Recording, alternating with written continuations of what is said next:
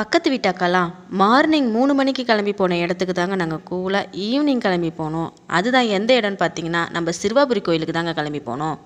Evening 4:30க்கு கோவிலுக்கு reach ஆகணும். அந்த டைம்லேயும் கோவிலில் செம்ம ரஷ்ஷாக இருந்ததுங்க. கடகடன்னு போய் க்யூவில் போய் நின்றுட்டோம். இந்த கோவிலில் என்ன விசேஷம்னா, 6 வாரம் விளக்கேற்றினா ரொம்ப நல்லது, நம்ம நினச்சதெல்லாம் நடக்கும்னு சொல்லிட்டு சொன்னாங்க.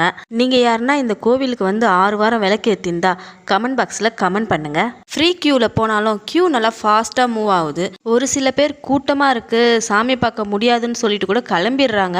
நாங்கள் இவ்வளோ கூட்டத்துலேயும் 1 ஹவர்லேயே தரிசனம் பார்த்துட்டோம். நீங்களும் சென்னையிலேருந்து யாருன்னா சிறுவாபுரி கோயிலுக்கு போயிருந்தீங்கன்னா என் கூட ஷேர் பண்ணுங்கள். கோவிலுக்கு வெளியே தோட்டத்து காய்கறிலாம் கூட விற்கிறாங்க. நல்லா 1 வீக் வரைக்கும் நல்லா ஃப்ரெஷ்ஷாகவும் இருக்குது, நல்லாவும் இருக்குது. அதுக்கப்புறம் நாங்கள் சாமியும் தரிசனம் பார்த்துட்டு வெளியவும் வந்துட்டோம். நாங்கள் வெளியே வரும்போது 6 o'clock. வெளியே வந்து கோபுர தரிசனத்தையும் பார்த்துட்டு அதுக்கப்புறம் கிளம்பிட்டோம். அந்த டைம்லேயே செம்ம கூட்டம் வருதுங்க. டாட்டா.